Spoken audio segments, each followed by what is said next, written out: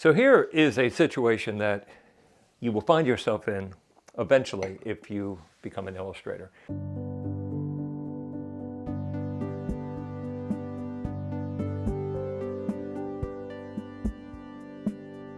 It's a puzzling one to figure out what to do. You have a client, you've done a job with them, and you've realized in doing that job that they're very difficult to work with, or the company is difficult to work with. You finish the job, but when you're done, you're glad it's over with. You don't want to ever work with those people again. Now, this generally happens for two broadly different reasons. The first case is the more difficult to deal with, and that is the client that you have, to be frank, is a jackass. They're a difficult person to work with. They may be disrespectful, they might change deadlines, they might miscommunicate, they might get mad at you, or they might be just incredibly anal retentive, unreasonably so, in looking at your work, and they want to change every little things that just, aren't even noticeable. You do run into these people from time to time, and they're not fun to work with. And if there's other choices and better clients, I'm going to work with them instead.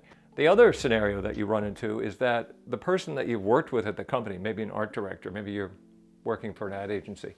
The art director and you get along great. You've had a great time, project is successful, you're happy, they're happy, client's happy, but the accounting part of the company won't pay you. It's very, very difficult to get paid. They're disorganized.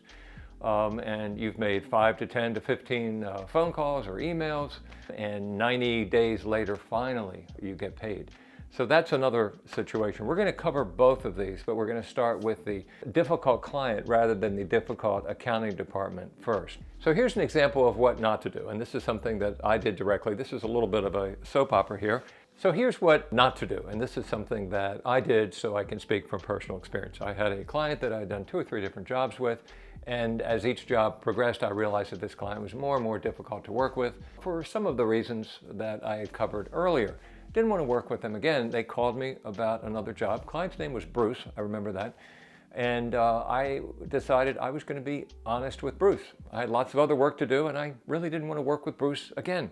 So I told him that I couldn't accept the job. He wanted to know why. I said, well, Bruce, to be frank with you, you were just too difficult to work with. Well, Bruce didn't take this well. He got angry at me. He was very offended. And you don't always see this, obviously. It's rare, but from time to time, clients can have a little bit of an attitude that you are beholden unto them. They are the all-powerful, all-knowing client, and you should be happy that you are so lucky to work with them.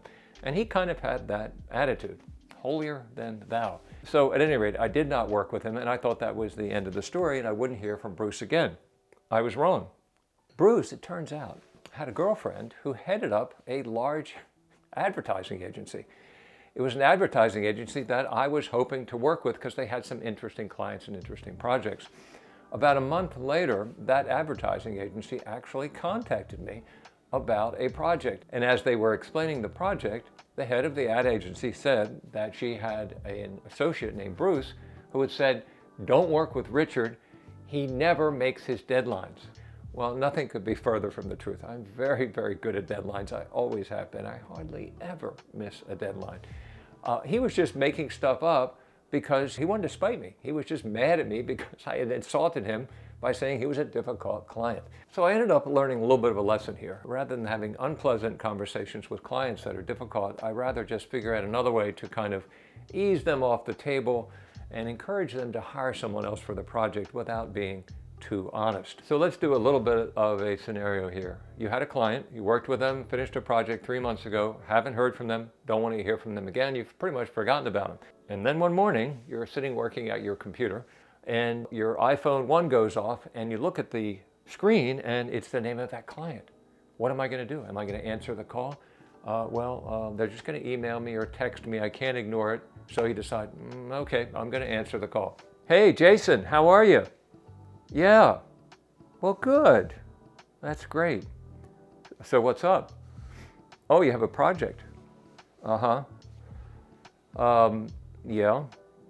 Well, I'm so happy that you liked that last project. That is just great. I am pretty busy right now, but what sort of time frame are you in? Ask what the time frame is. Okay, 3 weeks. Yeah, that's a bit tight. Then tell them you're completely slammed. Well, I tell you, I am just totally slammed right now. I couldn't even look at it for 2 months. This will tend to get rid of the client because they'll look elsewhere. Oh, you could wait 2 months? You have that much time in your schedule? You really want me to work on the project so it will match the last project I did? Yeah, well, I can send you an estimate. I'll get something over tomorrow morning and send me those materials that you said, and we'll take it from there. Okay, well, good to hear from you. Okay, take care. Bye. Oh my God.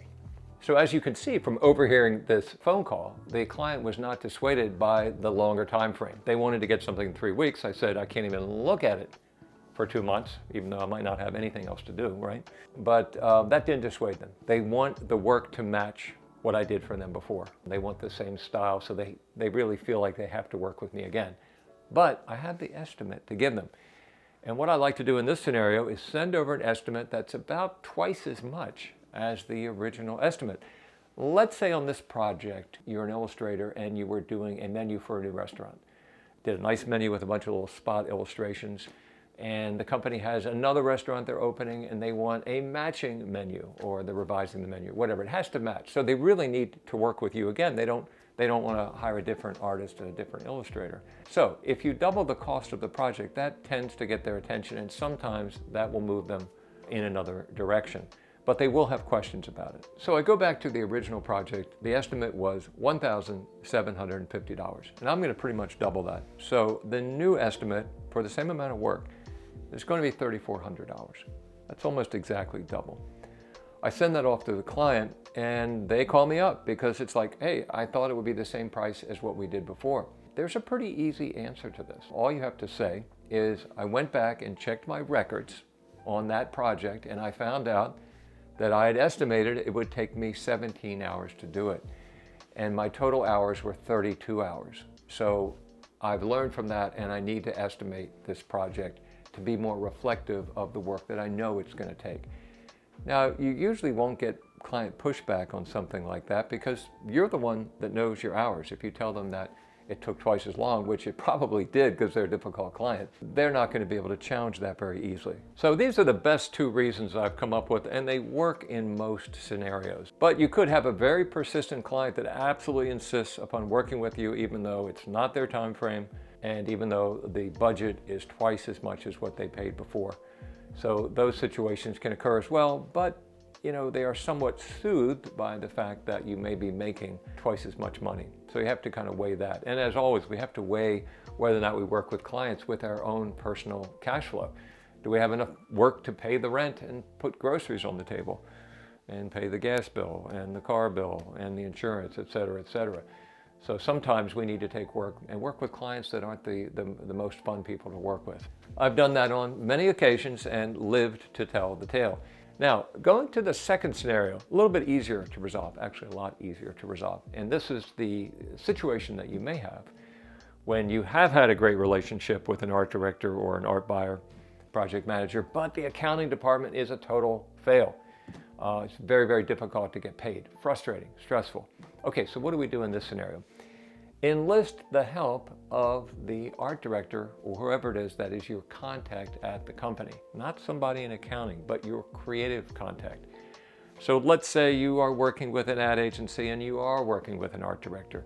They have a new project for you. They think you're a great fit. You want to work with them again. They were very, very nice, but you do have this problem with getting paid.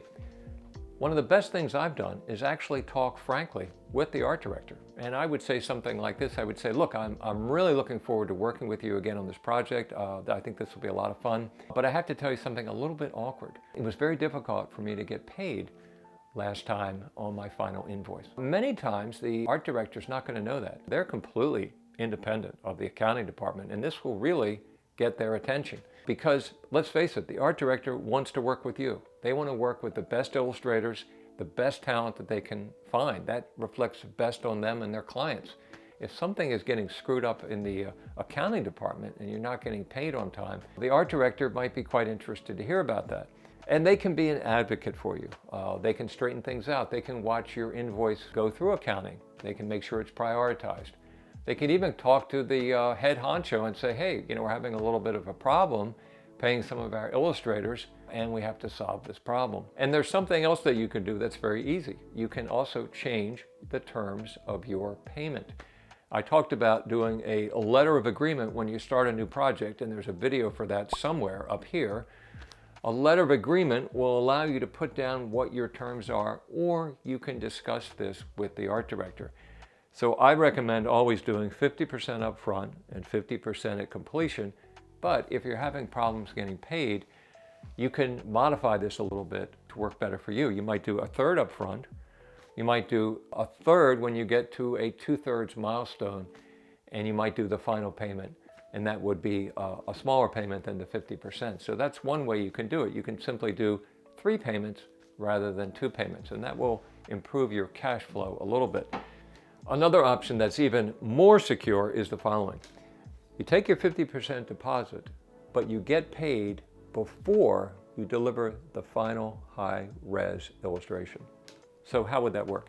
Say you're doing a medical illustration for a journal, for a magazine. So it's got to be 6 inches wide at 300 dpi. That's what they're going to print from in this magazine. That's what they need for their final.